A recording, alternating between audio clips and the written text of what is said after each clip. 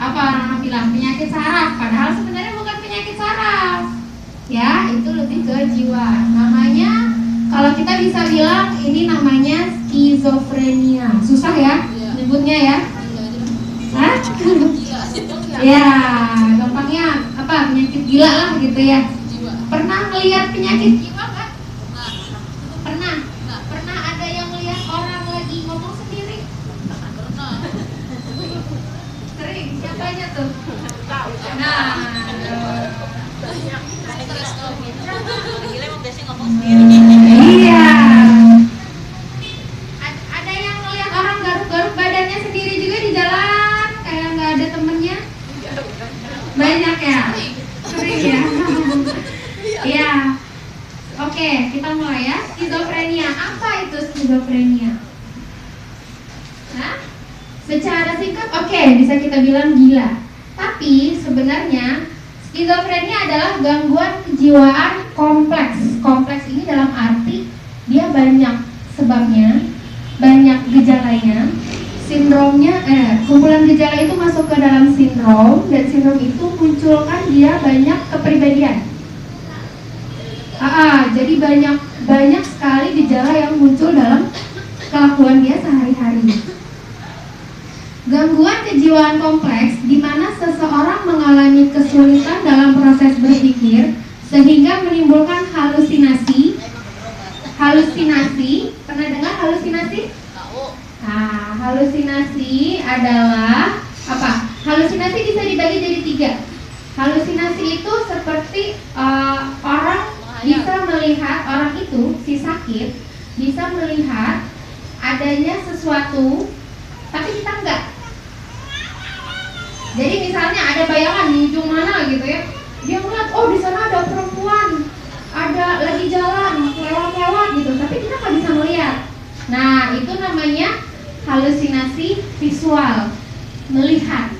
Nah, ada juga yang namanya halusinasi audio. Audio itu pendengaran.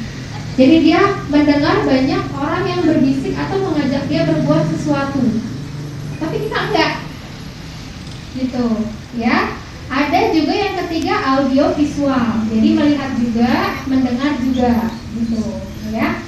Jadi halusinasi muncul, gangguan berpikir dan bicara. Nah, akibat dari dia mendengar hal yang enggak, dia jadi berpikir, oh kalau begitu saya harusnya begini.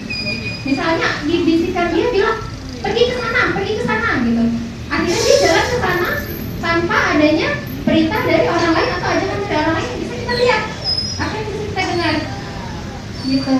Arti ya, misalnya ada orang tiba-tiba malam-malam jalan karena dia mendengar ada seseorang yang menyuruh dia berjalan.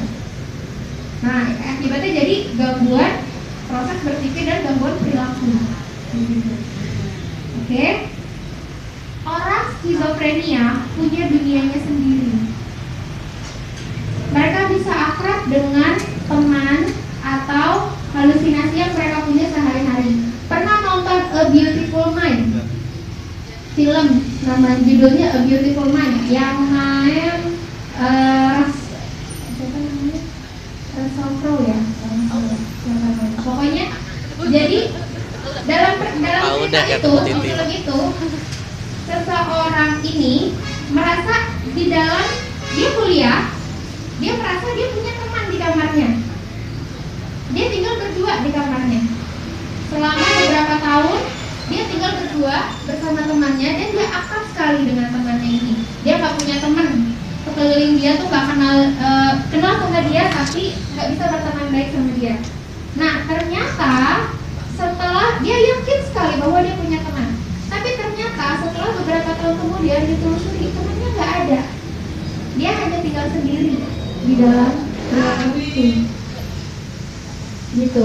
Dia punya teman sendiri, dia punya dunianya sendiri, dia punya kepentingan sendiri yang menurut dia itu benar.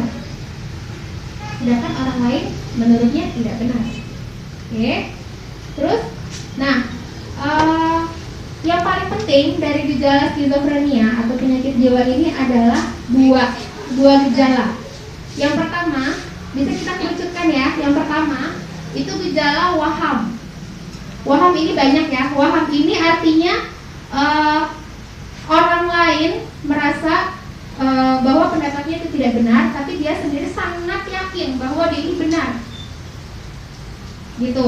Misalnya itu kalau jalan harusnya kalau lampu merah harusnya kalau warnanya merah harusnya berhenti. Nah kalau menurut dia tuh lampu merah harusnya jalan, tapi dia merasa lampu merah tuh benar-benar jalan gitu. Nggak boleh berhenti, harus jalan gitu. Dan dia merasa itu sangat yakin bahwa dirinya itu benar. Itu gejala pertama yang paling bisa kita lihat. Yang kedua, halusinasi tadi.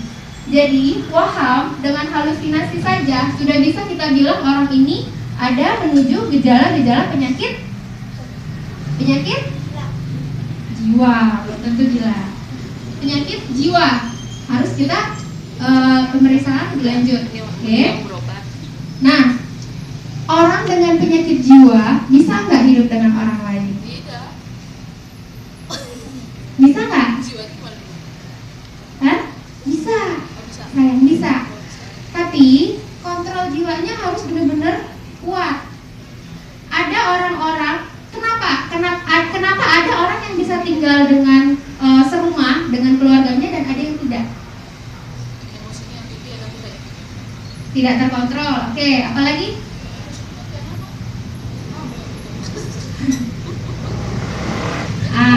Jadi seseorang bisa dikatakan penyakit jiwa yang harus diisolasi atau dikeluarkan dari lingkungannya apabila dia pertama ada ide bunuh diri. Ada ide bunuh diri. Karena dengan ide bunuh diri dia sendiri dia bisa melukai orang lain. Yang pertama. Yang kedua, kalau dia sudah mengganggu. Ya, galak atau gangguin orang yang ada di sekitar tempat tinggalnya. Ada ide bunuh dirinya aja dia harus diisolasi. Dia nggak boleh tinggal sama orang lain supaya bisa melukai orang lain. Dan itu memang benar-benar harus diawasi secara langsung oleh tenaga kesehatan. Karena dikit aja dia ditinggal, dia bisa mengakhiri hidupnya sendiri. Oke, itu sangat butuh pengobatan dan kontrol yang teratur dan memang harus dengan pengawasan ketat sampai dia sudah hilang ide bunuh dirinya. Oke. Nah, gejala-gejalanya apa aja sih? Kalau kita bisa melebarkan lagi materi kita, gejala skizofrenia apa aja sih? Kalau kita bagi di sini ada 4 gejala. Yang pertama gejala positif. Ini untuk mengenal ya, kira-kira lingkungan kita atau teman kita ada nggak sih yang punya gejala kayak gini? Yang pertama gejala positif tadi ya, ada halusinasi, kacau, gelisah, yang nggak ada di orang sehat, ada di orang sakit. Terus gejala negatif, perilaku yang hilang. Biasanya dia semangat, mandinya teratur 2 kali sehari, ini seminggu nggak mandi-mandi. Nah, ayo siapa nih yang seminggu nggak mandi-mandi? Ya. Terus emosionalnya jadi super sensitif. Jadi misalnya dengan dibilangin ini aja dia bisa terima. Misalnya kamu makan dong gitu. Nah, disuruh makan aja dia udah marah-marah. Gitu ya. Emosional sangat sensitif. Terus ada gejala afektif. Itu tadi ya. Gejala afektif itu pengaruh suasana hati. Jadi ya sering galau, depresi, cemas, dia merasa dirinya selalu kesepian, sendiri terus. Dan yang paling gawat tadi adalah ide bunuh diri. Nah, itu bahaya. Oke, kita lanjut ya ke penyebab. Penyebabnya yang paling sering adalah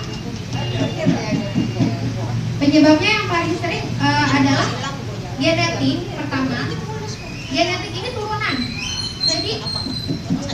Jadi perhatikan baik-baik, bila orang tua ada sakit jiwa atau penyakit gila, maka hati-hati anaknya tuh bisa terkena. Tapi itu bukan satu penyebab saja. Orang tua gila belum tentu anaknya gila. Gitu. Karena terpengaruh ada apa? Lingkungan. Semakin lingkungannya bisa mendukung dia untuk berpikir wajar, maka dia belum tentu terkena penyakit gila. Oke? Resiko ada, tapi